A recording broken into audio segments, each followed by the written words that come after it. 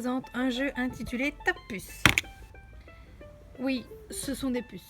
Avec ces puces, on va avoir plusieurs possibilités de jeu et donc le but est toujours de travailler en fait les confusions peu que be de. Comme premier jeu, on va avoir un tas de cartes. On va en retourner une avec un non-mot.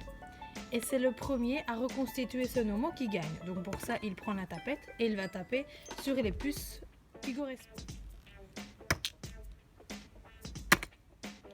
Une fois les puces attrapées, on peut vérifier si le non-mot est bien correctement constitué. Soit l'enfant va jouer contre un adversaire et donc c'est le premier qui constitue le mot qui gagne, soit il joue seul et doit par exemple sur un temps défini trouver le plus de mots possible, ou alors sans contrainte de temps, il va devoir trouver les mots que vous choisissez ou qu'il tire au sort. On a ensuite des cartes avec des petites phrases à lire. Donc là, soit on les lit à l'enfant, soit il les lit. Et pour chaque phrase, il va devoir attraper une puce qui donc va correspondre à une certaine syllabe. Et le but du jeu, c'est donc d'assembler 3 puces pour trouver un non-mot. Alors, si l'on prend la première phrase, donc la première puce est rouge avec de grands yeux verts. Donc on voit vraiment qu'on fait intervenir la compréhension d'une part et la discrimination visuelle, car l'enfant ne doit pas se tromper.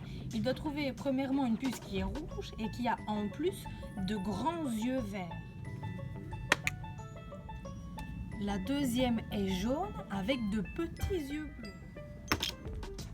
La troisième est bleue avec de grands yeux jaunes.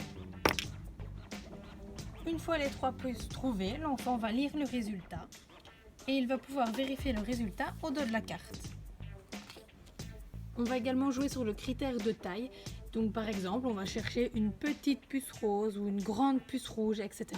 Et donc c'est vraiment un jeu qui est très simple à réaliser, mais qui finalement va travailler pas mal de choses.